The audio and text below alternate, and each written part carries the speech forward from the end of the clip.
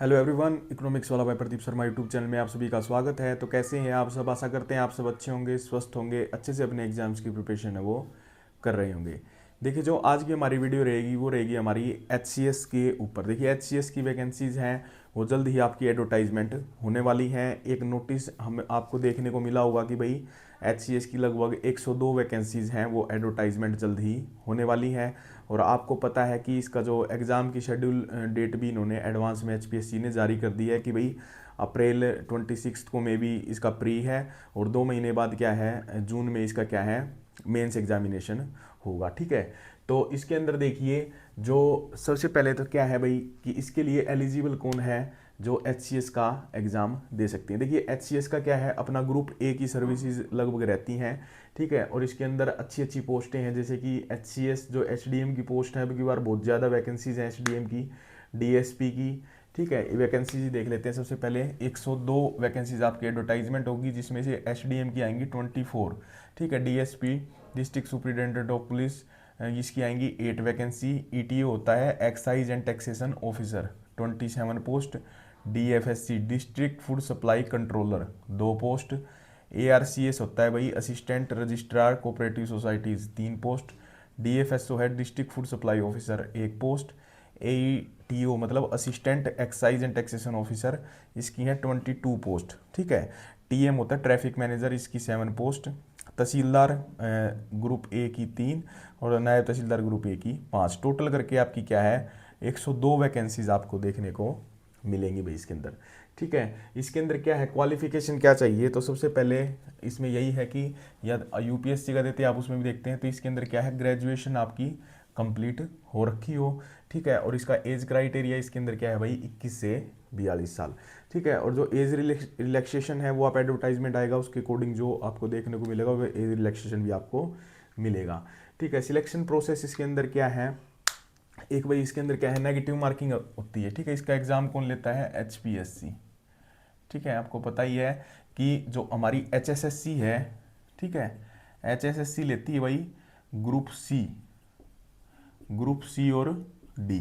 ठीक है, और जबकि एचपीएससी हमारा क्या है, ग्रुप ए और बी की कौन रिक्रूटमेंट करता है, एचपीएससी। ठीक है, तो एचपीएससी इसका रिक्रूटमेंट करती है। नेगेटिव मार्किंग यूपीएससी में 1/3 होती है, लेकिन यहाँ पे बेनिफिट है भाई कि यहाँ पे 1/4 क्या है, नेगेटिव मार्किंग होती है। ठीक है, मतलब 4 क्वेश्चन अगर आप रॉन्ग अटेम्प्ट करते हैं, आपने 4 गलत क्वेश्चन अटेम्प्ट कर दिए, तो जो आपका राइट क्वेश्चन है उसके भी आपको क्या है, नंबर ऑटोमेटिक कट जाएगा।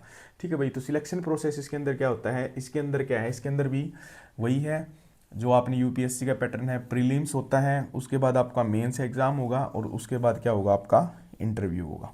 ठीक है, तो सबसे पहले एक बार प्री की देख लेते हैं। प्री के अंदर आपके क्या है, 2 एग्जाम होंगे। पहला होगा जनरल स्टडीज़। ठीक है, इसमें हम वीडियो के एंड में बताएंगे भाई क्या क्या सिलेबस आता है। तो जनरल स्टडीज़ के अंदर मेन वही हैं जो मेन सब्जेक्ट्स हैं, जैसे मैं एक बार यहाँ पे मेंशन आपके कर देता हूँ कि इसके अंदर भाई देखो, वैसे तो इसके अटैम्प्ट्स की कोई, जैसे यूपीएससी में तो अटैम्प्ट्स होते हैं भाई, 6 अटैम्प्ट है जनरल कैटेगरी वालों के लिए, मतलब अलग अलग हैं। ठीक है, लेकिन इसमें कोई अटैम्प्ट वाली बात नहीं है। आप एचसीएस की कितनी भी और वैकेंसी है, आप आराम से इसको भर सकते हैं। ठीक है, तो जिनकी थोड़ी मतलब ठीक अच्छी नॉलेज है, तो इसके अंदर जो मेन सब्जेक्ट हैं, जैसे कि पॉलिटी हो गया। ठीक है, पॉलिटी और हिस्ट्री, जियोग्राफी, इकोनॉमिक्स या इकोनॉमी बोल सकते हैं हम, इकोनॉमी बोल सकते हैं। ठीक है, या इकोनॉमिक्स। ठीक है जी, इसके बाद आपकी होगी साइंस, करंट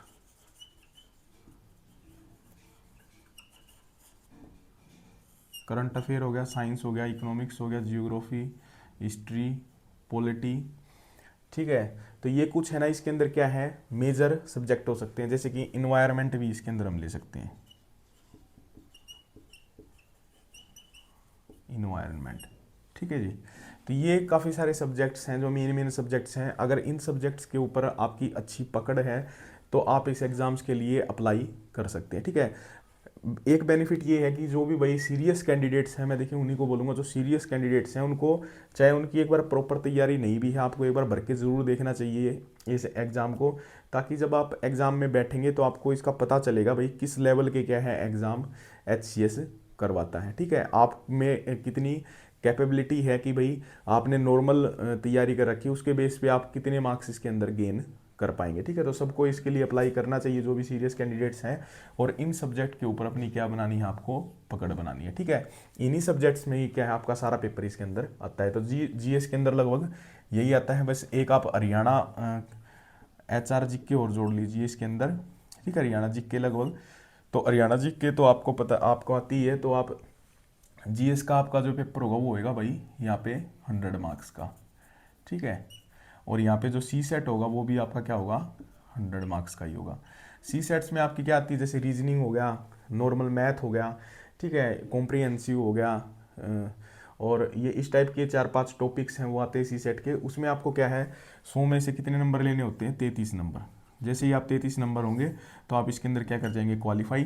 फिर आपकी जो कट ऑफ लगेगी वो इनमें से लगती है। ठीक है, और कट ऑफ कैसे होगी भाई, जितनी भी टोटल नंबर ऑफ वैकेंसीज होती हैं उसके लगभग 12 गुना क्या है मेंस के लिए बुलाए जाएंगे। तो जैसे वैकेंसी अब की बार कितनी है, 100 वैकेंसीज हैं, 102 का अगर हम 12 गुना करेंगे तो ये हो गया 1224। तो इतने कैंडिडेट्स क्या हैं, लगभग 1200 प्लस कैंडिडेट्स हैं वो मेंस के लिए सिलेक्टेड होंगे। ठीक है, और इसका फिर क्या होगा, मेंस से जब क्या होगा इंटरव्यू के लिए सिलेक्टेड होंगे तो 3 गुना नंबर ऑफ पोस्ट, तो 102 है, इसकी 3 गुना नंबर पोस्ट करेंगे तो आपका कितना हो गया, 306 बच्चे क्या है इंटरव्यू के लिए बुलाए जाएंगे, और लास्ट में क्या है 102 बच्चे क्या हो जाएंगे, सिलेक्ट हो जाएंगे 300 में थे।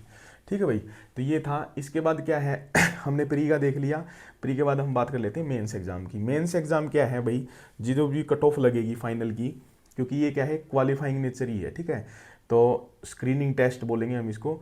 जो मेंस एग्जाम होगा ये है, इसके अंदर ही क्या है पूरी की पूरी कट ऑफ बनेगी, जिसमें से क्या है सबसे पहला पेपर होगा आपका हिंदी का, और ये सभी क्या होंगे भाई, रिटर्न होंगे, W रिटर्न। ठीक है, सभी क्या है लिखित में आपको पेपर देने हैं। ये तो ऑब्जेक्टिव टाइप है, ये अपने रिटर्न है।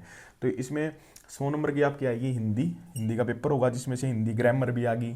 ठीक है, इसके अंदर ऐसे लिखना भी आएगा, ट्रांसलेशन भी आएगा, जैसे हिंदी से आप इंग्लिश में कीजिए, इंग्लिश से हिंदी, सेम ऐसे ही भाई इंग्लिश के अंदर। ठीक है, हिंदी इंग्लिश के आपके 100 मार्क्स के पेपर होंगे, और यही ऐसे होते हैं जो स्कोरिंग पेपर होते हैं। ठीक है, जिसकी हिंदी इंग्लिश अच्छी है ना, तो वो अच्छे अच्छे नंबर इसके अंदर गेन करके आते हैं। उसके बाद जो 4 पेपर हैं वो आपके हैं भाई GS। देखिए पूरा का पूरा पैटर्न अब की बार क्या कर दिया गया, चेंज कर दिया गया है। पिछली बार क्या था, इसके अंदर 2 ऑप्शनल पेपर होते थे। ठीक है, अभी ऑप्शनल पेपर को हटा दिया गया है और उसकी जगह ये टोटल 4 कर दिए गए हैं GS के, जो 100 मार्क्स के हैं।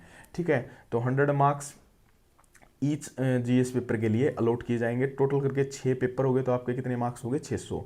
और 75 नंबर का आपका क्या होगा, यहाँ पे इंटरव्यू होगा, 75 आपके इंटरव्यू के लगेंगे। ठीक है, पिछली बार कुछ ऐसा हुआ था, मैं आपको बताऊं कि इसका एक इसके अंदर क्या है, HPSC ने क्राइटेरिया बना रखा है ना, जो 35% वाला। ठीक है, कि भाई आपको 35% तो लेके ही आने हैं, तो वो तो है ही। और पिछली बार इसके अंदर भी कुछ ऐसा ही हुआ था कि वैकेंसीज खाली रह गई थी, और उसका यही कारण था कि रिटर्न में 35% बच्चे ही 35% मतलब मिनिमम क्राइटेरिया भी सभी बच्चे क्वालिफाई नहीं कर पाए थे। क्योंकि ये एक सीधी सी बात है और ये एक सच्चाई भी है कि हम क्या करते हैं, कॉलेज लाइफ के बाद रिटर्न जो लिखना है उसकी प्रैक्टिस को है अवॉइड करते हैं, छोड़ देते हैं। क्यों? क्योंकि ज़्यादातर आपने पेपर देखे होंगे, जैसे कि CGL का हो गया या अपने हरियाणा के हो गए, सभी क्या है ऑब्जेक्टिव टाइप्स होते हैं। ठीक है, रिटर्न एग्जाम की हम प्रैक्टिस नहीं करते, और इस वजह से क्या है हम पीछे रह जाते हैं इन चीज़ों में। ठीक है, तो इसके लिए रिटर्न जो आपकी टेक्निकल जो स्किल है, राइटिंग स्किल्स, वो इस पेपर में आपकी बहुत ही मदद करेंगी। जिसकी राइटिंग अच्छी होगी वो इसके अंदर क्या है, और जिसको थोड़ी मतलब नॉर्मल नॉलेज हो और राइटिंग स्किल अच्छी हो, और प्री अगर क्लियर हो जाता है तो चांस है कि वो मेंस एग्ज़ाम को क्लियर कर ले। ठीक है भाई, तो ये सारा प्रोसीजर था आपका HCS का। और मैं तो यही कहूँगा कि भाई जो भी नॉर्मल जो सीरियस कैंडिडेट्स हैं, जो HSSC की भी तैयारी कर रहे हैं, साथ साथ क्या है अपनी HCS की कर रहे हैं, वो सभी इसके लिए अप्लाई करें, क्योंकि इसका कोई अटैम्प्ट वाली बात है नहीं। आप पेपर ज़रूर देखें भाई किस टाइप का पेपर आता है HCS का। CSET, क्योंकि CSET नॉर्मली आता है, ज़्यादा मुश्किल नहीं आता, आप आसानी से CSET को क्लियर कर लेंगे। डिपेंड करता है कि भाई इसकी कट ऑफ क्या रहती है, ठीक है। तो इसकी जो डिटेल सिलेबस है वो मैं साथ साथ एक इसके अंदर ही वीडियो को अटैच करता हूँ आगे बढ़ा के, भाई क्या क्या इसका सिलेबस रहेगा, ठीक है, और क्या कितनी वैकेंसीज भाई जैसे इनकी वैकेंसी है तो मैंने सीधी बता दी थी इतनी इतनी वैकेंसीज हैं, वो देखेंगे हम भाई EWS की कितनी है, जनरल की कितनी है, OSC DSC BCA BCB की कितनी कितनी वैकेंसीज आपको इसके अंदर देखने को मिलेंगी, ठीक है भाई। तो एक बार देख लेते हैं ये अपना। तो इसमें देखिए भाई जो HCS की जो वैकेंसीज हैं अब की बार जो आएंगी, देखिए इसके अंदर टोटल वैकेंसीज आपकी 24, ठीक है, 24 वैकेंसीज हैं। और इसको अगर हम देखें कि HCS की जो जनरल की UR की कितनी वैकेंसीज हैं, तो 11 वैकेंसीज आपको क्या है UR की देखने को मिलेंगी। DSC की आपको 2 वैकेंसीज, OSC की 2 वैकेंसीज, BCA की 4 वैकेंसीज, BCB की 2 वैकेंसी और EWS की आपकी 3 वैकेंसीज आपको देखने को मिलेंगी और टोटल करके आपकी हो जाती हैं 24, ठीक है। और इसके अंदर ESM की अगर देखें तो 2 वैकेंसीज ESM की है, जिसमें जैसे जनरल ESM की 1 है और आपकी BCB एक्स सर्विसमैन की 1 है, ठीक है। इसके बाद DSP की बात कर लेते हैं तो 2 वैकेंसीज आपकी UR की हैं, DSC की 1, OSC की 1 वैकेंसी है, BCA की 2 वैकेंसीज हैं, BCB की 1 वैकेंसी है, EWS की 1 वैकेंसी और टोटल आपकी वैकेंसीज हो जाती हैं यहाँ पे 8, ठीक है भाई। इसके बाद ETO की बात कर लेते हैं। ETO की जो UR की कितनी वैकेंसीज हैं, 14 वैकेंसीज, तो बहुत ज़्यादा वैकेंसी है भाई। एक्साइज एंड टैक्सेशन ऑफिसर की 3 वैकेंसीज आपकी DSC की, 2 OSC की, BCA की 4 वैकेंसी, BCB की 2 और EWS की 2, तो टोटल करके 27 वैकेंसीज आपकी हो जाती हैं एक्साइज एंड टैक्सेशन ऑफिसर की, ठीक है भाई। DFSC की बात कर लेते हैं, जो डिस्ट्रिक्ट फूड सप्लाई कंट्रोलर होता है, उसकी 1 वैकेंसी आपकी UR की है और 1 वैकेंसी आपकी इसके अंदर है जो 1 वैकेंसी आपकी जो ये होते हैं ना जो डिसेबल्ड पर्सन्स, उनकी 1 वैकेंसी यहाँ होगी, ठीक है। तो ऐसे करके 2 वैकेंसी है इसकी यहाँ पे। इसके बाद बात कर लेते हैं ARCS असिस्टेंट जो रजिस्ट्रार होते हैं कोऑपरेटिव सोसाइटी के, उसकी भी कितनी वैकेंसी, 3 वैकेंसी हैं। 1 आपकी जनरल की रहेगी UR की, 1 आपकी इसकी रहेगी DSC की, ठीक है, और 1 रहेगी आपकी BCB की, ठीक है भाई। 1 वैकेंसी किसकी रहेगी, BCB की, तो टोटल करके आपकी वैकेंसी हो जाती है 3। इसके बाद बात कर लेते हैं DFSO की। DFSO की कितनी, 1 वैकेंसी है जो आपकी क्या है, जो डिसेबल्ड पर्सन है उनकी है, ठीक है। AETO assistant excise and taxation officer, 9 vacancy आपकी UR की, 3 DSC, 3 OSC, 3 BCA की, 1 BCB की और 3 EWS की, टोटल करके आपकी 22 वैकेंसीज हैं, ठीक है। BDPO की कोई वैकेंसी नहीं है भाई यहाँ पे। और TM की बात करें तो 7 वैकेंसीज हैं, 2 UR की, 1 DSC, 2 OSC, BCA 1, BCB की कोई वैकेंसी नहीं, EWS की 1, टोटल करके 7 वैकेंसी। AEO की कोई वैकेंसी नहीं है भाई यहाँ पे, ठीक है। तहसीलदार की 2 वैकेंसी आपकी UR की हैं, 1 आपकी DSC की है और ऐसे करके आपकी वैकेंसी हो गई 3।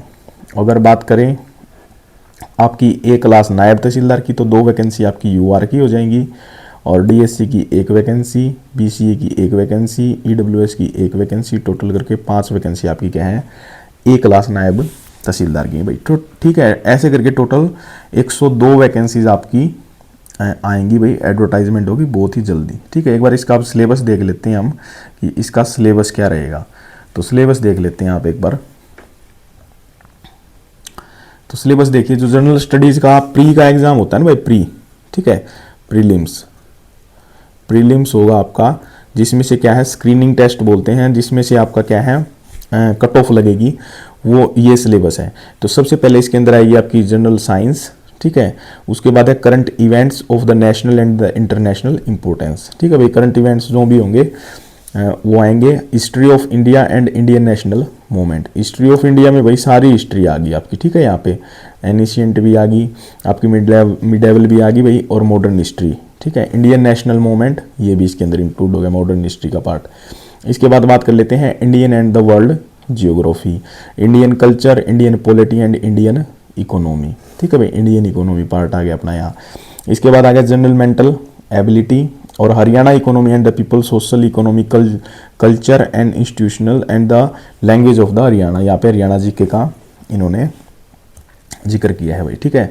अब इन्होंने बताया कि क्वेश्चन कहाँ से, जैसे किस टाइप से आएंगे। तो questions on general science will cover the general appreciation and understanding of science including matters of everyday observation and experience as may be expected of a well educated person who has not made a special study of any behaviour scientific discipline.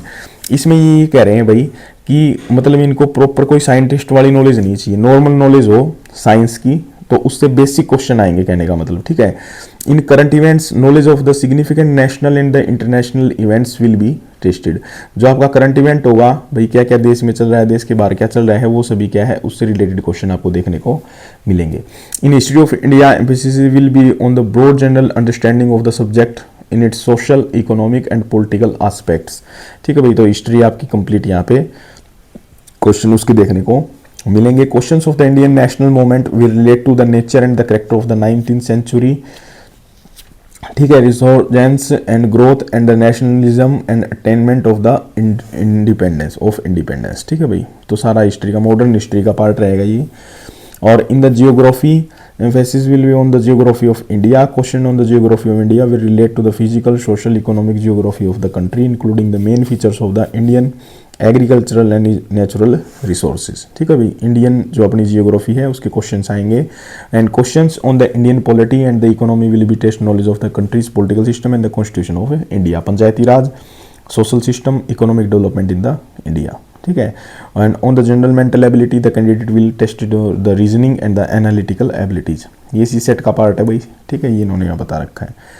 इसके बाद आ जाइए आपका, ये आ गया सी set. सी set में हमें कितने परसेंट लेने भाई, 33%, ठीक है। 33% हमें नंबर चाहिए, क्वालिफाइंग है ये, किसी के भी नंबर इसके ऐड नहीं होंगे। तो इसके अंदर कॉम्प्रिहेंशन आ जाएगी आपकी, interpersonal skills including the communication skills, logical reasoning and analytical ability, decision making and the problem solving, general mental ability, basic numeracy में आ जाएंगे आपके नंबर्स, द रिलेशन ऑर्डर, मतलब 10th लेवल के जो आपके ना डाटा इंटरप्रिटेशन के चार्ट, ग्राफ्स, पाई चार्ट वगैरह उसके क्वेश्चन आते हैं, ठीक है। तो ये नॉर्मल होता है सी सेट का, आसानी से आप मेहनत करेंगे तो आपका हो जाएगा, ठीक है भाई। प्री जैसे ही आपका क्लियर होगा, मतलब लगभग 12 गुना बच्चे क्या है, पोस्ट का 12 गुना, तो ये मान के चलिए 1200 के आसपास बच्चे सिलेक्ट होंगे फॉर मेंस, जो मेंस का एग्ज़ाम लिखेंगे भाई, ठीक है। तो इसके अंदर क्या है, आपका सबसे पहला पेपर है इंग्लिश का। तो इंग्लिश में देखिए, the aim of the paper is to test the candidate's ability to read and understand serious and descriptive prose and to express his ideas clearly and correctly in English. The pattern of the question would be broadly as follows.